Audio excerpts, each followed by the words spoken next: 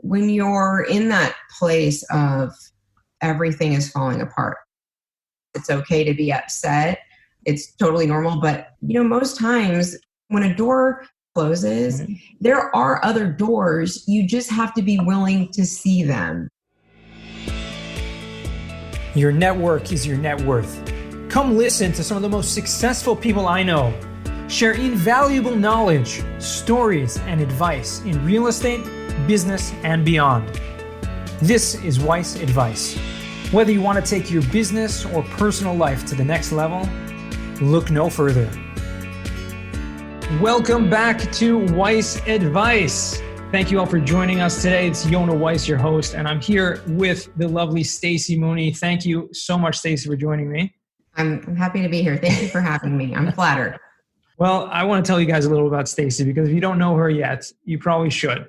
Okay, especially if you are in the commercial real estate space, especially if you're in the retail commercial real estate space, because she is the founder of Retail Live. Okay, this is one of the biggest national events in the retail space. And for someone who has been in the commercial real estate industry for 19 years with experience as a landlord, a developer, tenant rep, she's basically done almost anything you can name it, licensed in Florida and Texas as a broker, and she's a member of ICSC, which is obviously, a nice organization as well. So we want to, learn a little about how you got into and where the idea of developing Retail Live. Maybe just tell us a couple minutes about what Retail Live is, because it's more than just an event, right? Well, it certainly is for me. So as you mentioned, I've been in commercial real estate in various capacities as a broker or a leasing agent working for major REITs, private owners, representing national, regional, local tenants for almost actually 20 years now. And I always tell people I've been blessed to work on some pretty amazing and high profile projects as a leasing agent. And I remember, I think it was during the last recession that I had some properties that, were in the lifestyle portfolio where I was going after some of the more boutique and lifestyle type tenants. And I thought I had a really good product. I did have very good product actually. And I found it challenging to connect with retailers. And that wasn't exclusive to, lifestyle tenants. I found the same thing, whether I was leasing a power center or a grocery anchored center. Mm-hmm. But it was a frustration that I had through my career. I guess at that point I'd been in it for maybe 8 years or so, 7 years or so. And as you mentioned, I was a member of ICSC and I've gone to all of those events. And the frustration I had it was twofold. It was getting the appointment with the retailer, which wasn't necessarily because I didn't have good product, although sometimes it was maybe their perception. So you never had the opportunity to pitch it and tell them that, well, it's changing or there's a redevelopment or this is what we're doing. And also sometimes it was just, they just didn't have the time because they're the pretty girl in the room and everybody wants to meet with them. And so that was one of the frustrations. If you go to ICSC, you obviously have an appointment with those retailers or you try to get an appointment and sometimes they don't have the availability or they're not willing to meet with you. And that was frustrating for me. And then the other thing was just a lack of information out there as to which broker or which representative was working with any given brand. And unless I had done a deal with, I'll just use the example of Starbucks. Right. Let's say I'd done a deal with them. Okay, I knew who the rep was and I knew who the broker was. But if I hadn't done a deal with a retailer, where do I find that information? Mm-hmm.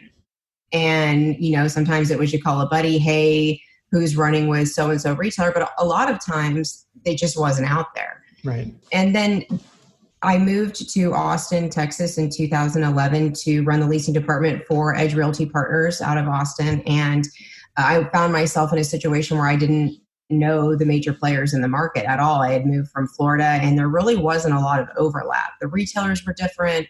The landlords were different. Sure. How they talked was different. That there were frontage roads. There's all kinds of things that were different. And I found myself in a place that I've really got to get to know these people quick. I'm running a leasing department. I've got a 4 million square foot portfolio. Right. I've got to know the players. So it was all those things that kind of just came together. And I said, we should put on I actually went to the owners of the companies. We should put on like a retail conference. And I saw it as a way for me to have an excuse to reach out to all the major players. Sure. I never envisioned that it would really become more, frankly, than just at best, a Texas-based event. And in doing that, the company Edge is a brokerage company and they were very busy. And so every time I would kind of be like, hey, let's do this, they would say, yeah, we'll do it, but can we talk about it later? Right. And I finally just got to the point where I was like, you know what, I'm just going to do it myself. It's not going to be that big of a deal. I'll go rent a venue space and I'll get the retailers. And that's really where it started. And within the first, literally less than 30 days of just me, I would get up every morning at 5 and I would blast retailers. I would email them individually and say, hey, I'm putting on this conference. Will you attend? They didn't know what they were signing up for.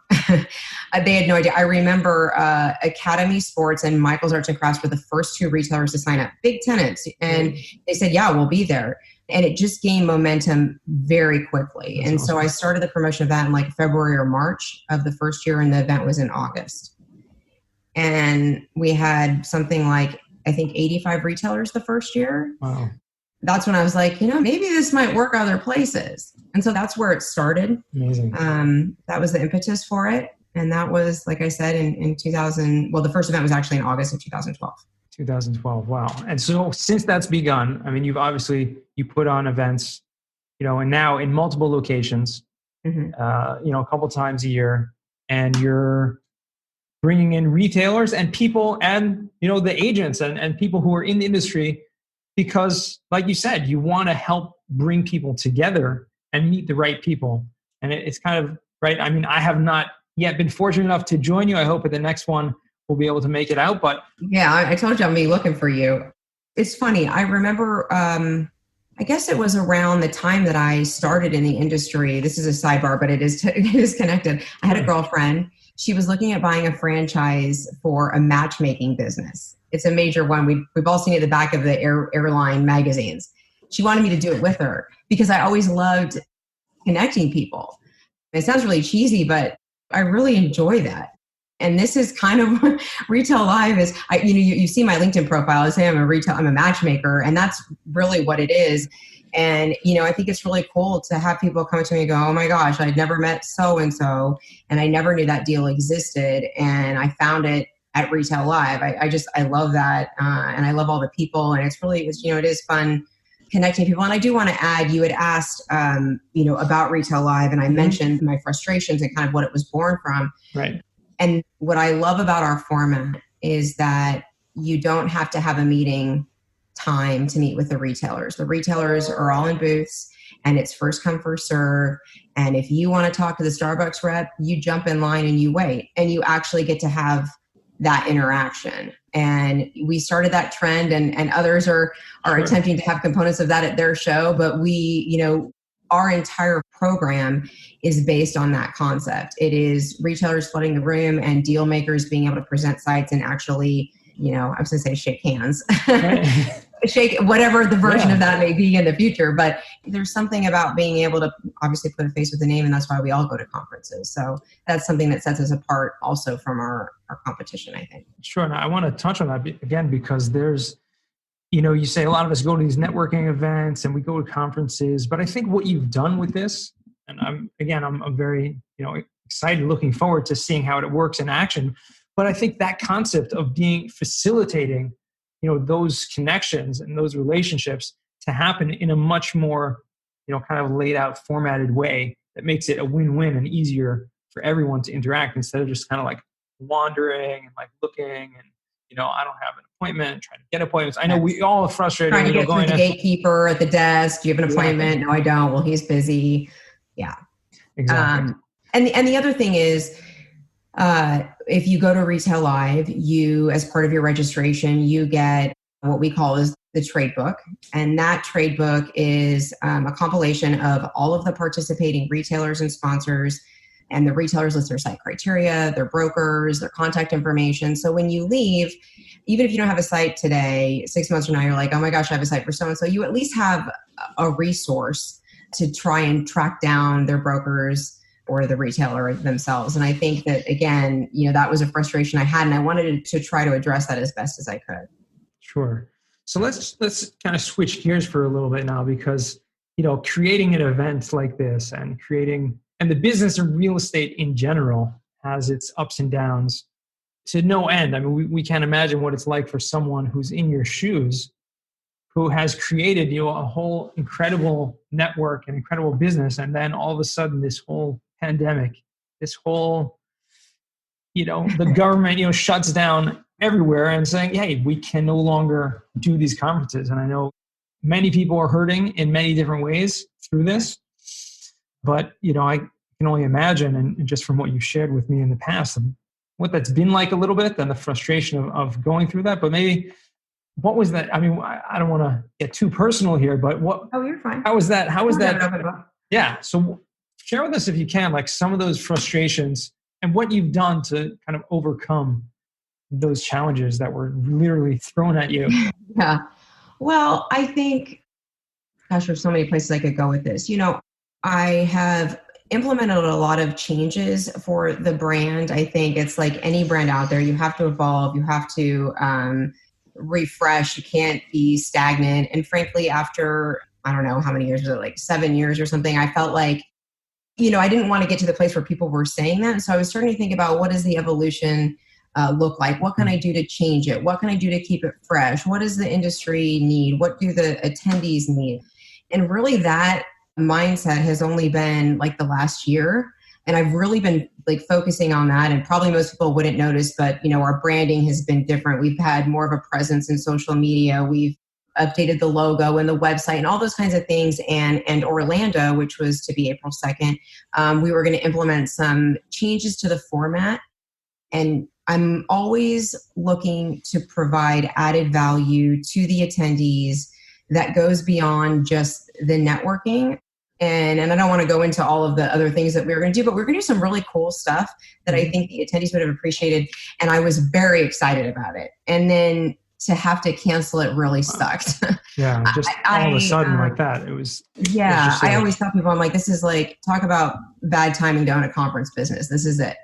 So, I mean, of course, I went through some people have seen that LinkedIn video where I'm like crying on the video, but it was very hard. I think more than the financial ramifications, and that was steep and hard, it was the disappointment of months and months of months. I'm talking 7 months of brainstorming and implementing new ideas and promotion and hassling retailers and all that goes into it. And not just myself, I've got an amazing director of marketing, Erica Darling, who is like my sidekick and awesome. And we put so much time into it and thought and how we were going to change. And then all of a sudden it was gone. And that was really hard.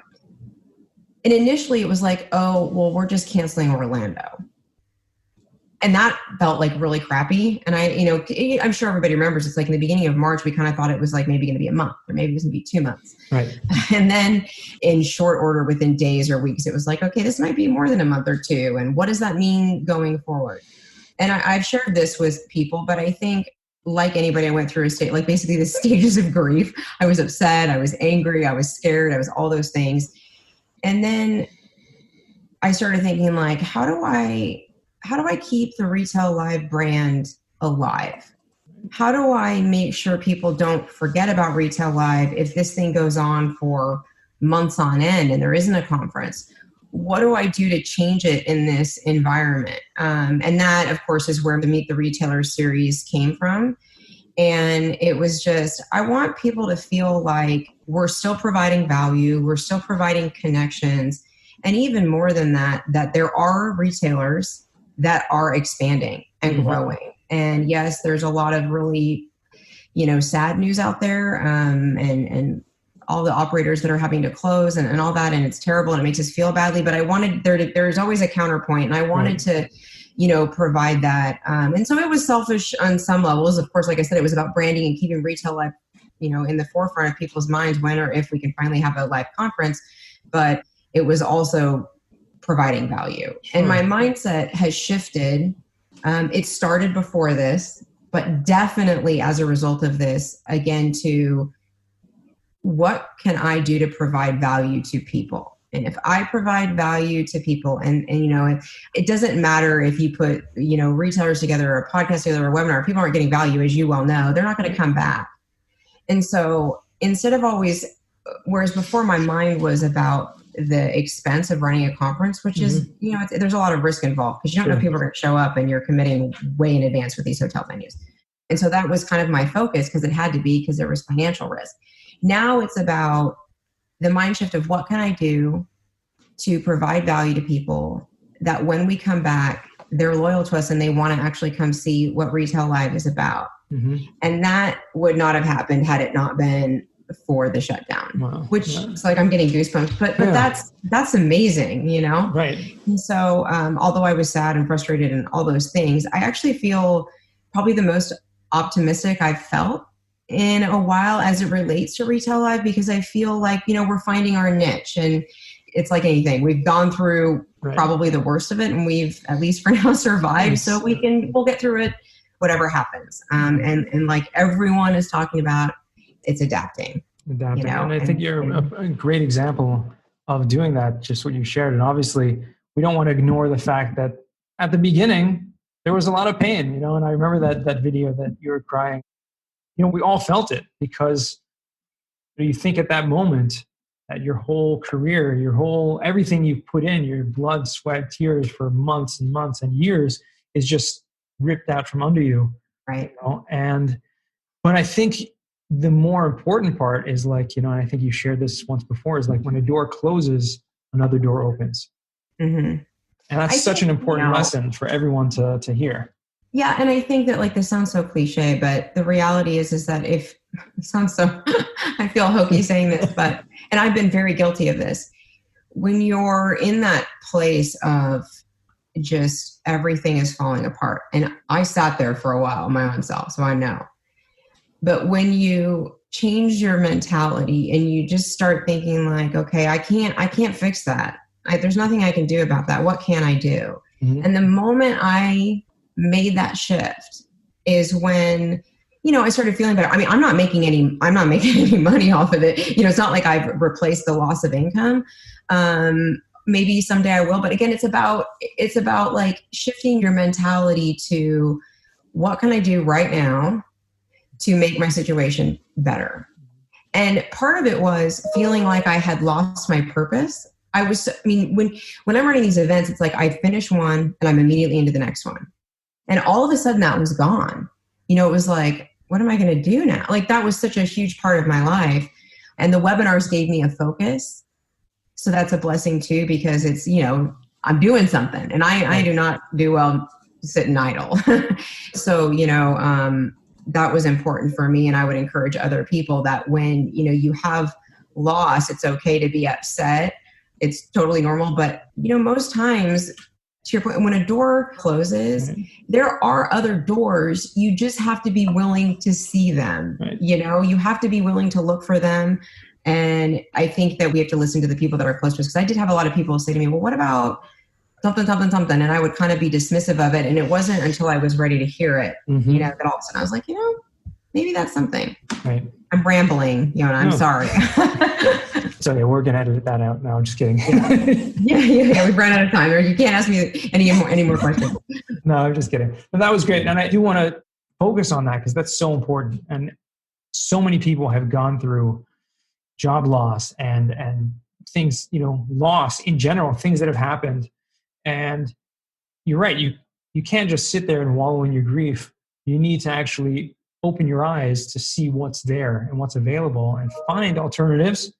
And I think, you're a great example of finding those alternatives. And I think, you're heading in the right direction. And one day when these live events come back and Retail Live is live once again, it will be alive and kicking and doing well. So I hope that's the case. But I do want to jump into the final four here, Stacey. Okay. So let's do it. So our first question for you today is, what was the worst job that you ever had?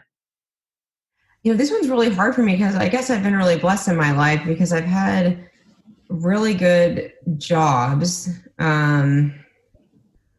I can't think of a bad job. I can think of a bad boss. Okay. I've been in some pretty hostile environments, frankly. I've seen staplers thrown at people. I've seen file folders thrown at people. I've seen people being told that they had you can fill in the blank for brains. I mean, I've been in that kind of environment. And even though, so the job was really great for me, because I learned a lot and, all that, but the environment wasn't so great. Sure. So I guess I don't really want to call those people out. Yeah, that's okay. You don't have to. But no, I think that's important because sometimes it's not necessarily the job in of itself that you are called upon to do, but it's the environment. And knowing that, maybe, and I will say this really quick about that. When I was at this place, I was treated really well. But I saw other people being treated poorly. And that really, after a while, that started to bother me. And somebody in our industry pulled me aside. I will never forget this person. And he said to me, basically, Stacey, if you don't get out, you're guilty by association. Even if they treat you great, at some point people go, why is she associating with those people? And I mean, I was starting to feel that way already, but it was a moment for me that definitely pushed me to try something different. Definitely. Wow, that's a very powerful lesson also. Yeah. Okay, our next question is, what is a book that has given you a paradigm shift? Again, this is going to say, people are going to think I'm nuts, Jonah. Okay, so many of my close circle people I've been torturing people with this book lately. I've purchased it for multiple people. It's called Super Attractor. I posted about it on LinkedIn. By Gabrielle Bernstein, and it is, I have always believed, for as long as I can really remember, definitely since I've gone into my career, just around that age, early 20s, what you put out there is what you get. I'm a very big believer in manifesting. Right. I've just seen it happen way too many times in my life where it has been validated. And so I've always had that kind of mentality. And if somebody says a bunch of names, I'm like, don't say that. You don't, I'm always correct. Sure. And people will say, oh, that's stupid. So if I say that, that's not going to come back to me. I'm like, you'd be surprised, Yeah. And I'm certainly not perfect. I have to remind myself all the time about that. And I just been a big believer in energy. Well, this book talks about that in a way that doesn't make it sound like, you're some crazy person, but it's about, it's just about energy. And frankly, I'm having a eureka moment right now. I was reading that book when that shift happened for me from, oh my gosh, this is terrible, I don't have a conference business, to what can I do to feel better? Wow. I highly recommend it. Okay. Yeah. And it happened. It wasn't just the snap of the fingers, but it was. I'm sure, I guarantee that had to do with how you were thinking and how you were feeling and how you were projecting and manifesting that to create those realities to come about. So highly recommended that book. Thank you, Stacey, for that. So the Super Connector. And third question, what skill or talent would you like to learn? I wish I could play the guitar. I really want to play the guitar. I want to play the guitar so bad I actually cut all my nails really low, because when you're learning, you can't, your nails will, I don't know if you play, but you hit the strings, it's a disaster. And I signed up for even a free course online. And I last summer I was kind of getting into it, and your fingers get really sore when you're playing. And I failed miserably at following through. But I really, every time during this, I was like, you know what, this is the perfect time to pick up the guitar again. And I haven't done it, probably because I'm intimidated by it. And I feel like I'm going to suck at this. And so I haven't done it, but I need to. I would just loved it. My dad plays. I grew up around that. And I think it's really cool to hear people play. And I love music. So that's the skill I would like to have. Awesome. Yeah. I play a little bit. My father plays guitar also, and I grew up with that, but I spoke about this once on an episode before, so I'm not going to bore the listeners with that again, but I learned it in kind of a situation where I was an athlete in high school, and I broke my leg in a game, and I was just out for 6 months. So I needed to, you had to find something to spend my time with. And I just picked up the guitar and taught myself like that. Maybe I need to rent a cabin for a month and bring a guitar where I don't have anything else to do, and just force myself to do it. Well, you could very well, but online courses, it sounds like. And then we could jam. Right. Zoom jamming. I'd just be playing 3 chords. I wouldn't offer much, but I could support you. Okay, so fourth question is, what does success mean to you? Wow. Well, I think that's kind of different. Well, I would say it's different in personal and business, of course. Mm-hmm. I think success is, well, I would say success is doing what you say you're going to do. I think it is following through on promises you make to yourself and to others. It's beautiful. That's probably, and frankly, I could work on that. I think we all can work on that. I'm one to set really high expectations for myself and then feel like I failed when I don't meet those, But I do try hard, especially with my children, to be somebody that they count on. And if I say I'm going to do something, do it. And so that's one of the ways. There's many ways to define success, but that's one of them for me, for sure. Well, that's excellent. So we're going to leave our listeners with, where can our listeners find you? And I think it's maybe appropriate because we're going to try to air this episode in advance of something special. So Stacey, you want to take a minute and tell people about that? Sure. So the first thing is you can find me on LinkedIn. My name is Stacey Mooney with an EY, Stacey with an EY, Mooney on LinkedIn. We have a business page, Retail Live. We've got Instagram, which is Retail Live USA. Those are probably the main social media tools that we use. We do have Facebook and Twitter, but we don't use those as much. And of course, our website, retaillive.com. And drum roll. Okay. So I'm really excited. I've been working on this, talking about adapting in the environment that we're in. We are going to have our first ever virtual Retail Live event on July 1st. It will be limited to the first 500 people. We will have 50 retailers, and you will be able to network one-on-one with those retailers just like you do at a regular Retail Live event. We're really excited for it. It is going to be as close to an actual live event as we can make in a virtual environment. You will have a chance to pitch sites. You will have a chance to collect their site criteria. You will be able to download the trade book at the end of the virtual conference. And so we're really excited because I'm just dying to connect those retailers with the deal makers that are out there. So July 1st. Awesome. So listeners, thank you again to Stacey. I want to thank everyone for listening in. And remember, the best advice only comes when you ask. Real quick, I have one question for you. Did you like this episode? If you did, I want to ask you a huge favor. See, the biggest thing that helps this podcast grow and that will spread this message to the whole world is that if you leave a review, a rating, and subscribe to the podcast. What that does is it basically tells the platforms that this podcast is out on is that you like my stuff and I'm doing something right. So take a few seconds out of your day, hit that subscribe button, leave a rating or review. I would be extremely grateful. Also, I want to hear from you guys. So I want to hear some feedback. If you have any questions for future episodes, please find me on LinkedIn. Send me a DM, a connection request, Yona Weiss, and I'd love to hear from you.